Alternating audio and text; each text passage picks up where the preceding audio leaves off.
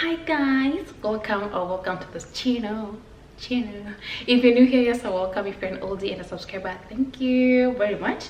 So I made this video because you guys like to fight in the comments. I know that anytime we share like the good and the bad sides of America, people want to fight in the comments. Like, why are you guys not coming back? Why are you just saying America is this, America is that? And you know, if it's that bad, why are you still there? Those are some of the reasons I want to address in this video. So sit tight, grab your beer, grab your water, grab your tea. Let's talk about it. One of the reasons why nobody's coming back is starting over. Starting over is a BATCH. Starting over is difficult. When we moved to America, we had to start over and it was difficult. So thinking about how you are going back home to start your life over after living abroad, or like, you know, things have changed. If you came to America from 2017 backwards, 2016, let me tell you, you just can't. Because then anytime I go back to Kenya now, I feel like I have an identity crisis because Nairobi has changed so much. If you came to America before, for those who are Kenyan, if you came to America before the expressway was built, if you came to America before that bullet building, is it a bullet building that looks like Dubai? If you came to America before GTC was built, like, just know that acclimating back is going to be so difficult. If you remember how America was difficult, that's how Nairobi is right now. Nairobi has changed a lot. You know, it has been improved, and many want to mature. But right now, I'm just like, oh my god, why is that? Like, it's not even to be blunt, but like, things have changed a lot. Like, starting over is really difficult. Like, finding an apartment, and I know right now things are a little bit automated, it's a little bit westernized, and you'd think it's easier, but no, like, the environments are different, countries are different, ways of doing things are different. Like, number two is the safety and security. This one is a big one. Safety in regards to like being safe, feeling safe, and also safety in regards to just having things of your own, you know, money, having a job, always having a job, you're having something, some income. So I know you guys hear stories about America being unsafe. I know you guys hear about gun violence, but those are, there's areas that are prevalent in those things, but most of the areas in America are very, very safe. And like, it just depends on where you live. So there's, in those areas that are unsafe are known. It's like public information if you wanted to check, or if you wanted to know where to live or where not to live.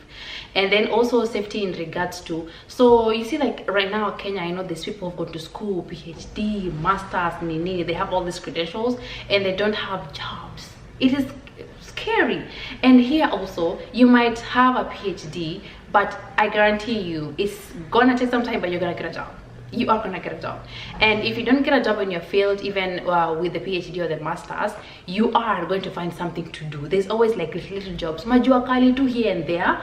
There are always little jobs to do as you look for what you really want in your life. So like that safety and security, where at least at the end of the day you'll have food to eat. At the end of the day you'll have something to bring home, bread to bring home from work. At the end of the day there's some money in your pocket. So I think that safety and security, where you have at least some money, at least there's some income regardless of the situation. And if you're watching this video and you're not Kenyan, I speak more about Kenya because that's where I'm from, so that's what I know more about those places. And you can also, you know, tell me how your country is, you know, work.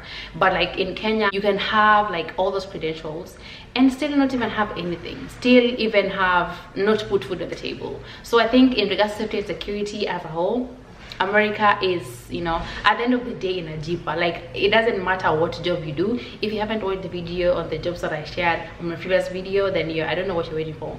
Go watch that. Number three, are we number three?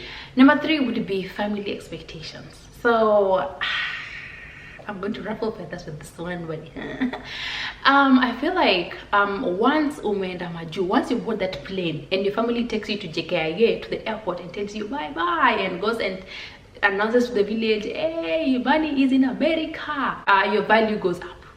It's like, now where went the conqueror, the champion, you know, the king? Where we now everybody's looking at you. I'm very fortunate to have a good family who really, you know, support me and just, you know, understand. But I know there's people who have been pushed. Some people are depressed just because of family pressures. They've refused to understand. Like, it's so, and I understand, like, it's so difficult to explain to somebody who's in Kenya that I don't have money. Like, at $10 there's times when people go without, especially if you don't have like a good job, or you're just barely hanging on, or you're just trying to find something better for yourself, or like, you know, bills are just overpowering you. Like, you know, bills are here, and sometimes you can't even spare $10. Yes, I said it, you can't even spare that 10. More often than not, you're blessed, but then there are some days in life, and especially as you start off in America, so zingine life inakusundanga kwa kona hadi unasema we is American kwa nafikiria unasema Jesus. What is this? But yeah, I think family expectations kill some of us. There's people who have like unalived themselves because their families expected way too much. Now once you get to America, now they expect you to take your brothers and sisters to school. I beg, what are your parents doing at home? Eh? And I know that we give back, we as older siblings are, you know, to some extent they look at us to help, and it's good to help, but they also have to understand that I'm not going to be able to help. And you who's in America, stop enabling your families, because in the end of the day it's going to bite you in the ass.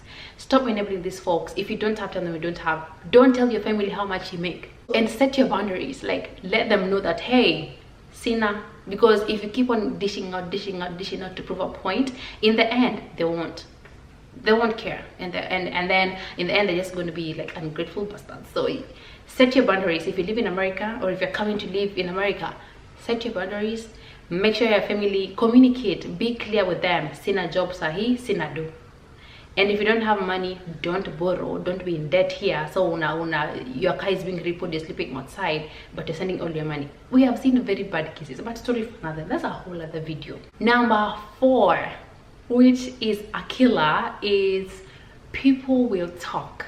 I do not give a hoot about this one, but I've seen people live in jeopardy. I've seen people live in depressive states. Like, people are stressed to death, and you know, some people, Hawaii is like imewashinda kabisa, they're on the streets, but they can't go home. Because why?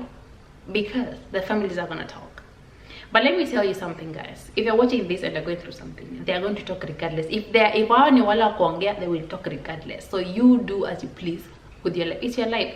Because let me tell you, if you are alive, if you end up losing your life, yeah, they will still be on that eulogy. They will still be saying, Mani was the best child, took care of us. So take care of yourself. They will talk regardless. And also, I feel like the talking also comes from not the family, the immediate family. I mean, some people is immediate, but some people is not. The talking also comes from like people outside. But let me tell you guys, life ni ngumu hapa. If you keep on thinking about what people will say, like what about other people, then you're giving them power over your life.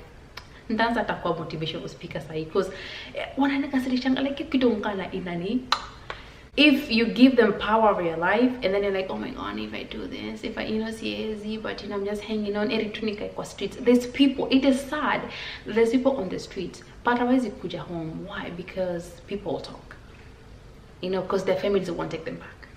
Because it's going to be more depressing when they go back home nyumbani, than when they're in America on the street. You know what, I can talk about that forever, but number 5 would be healthcare.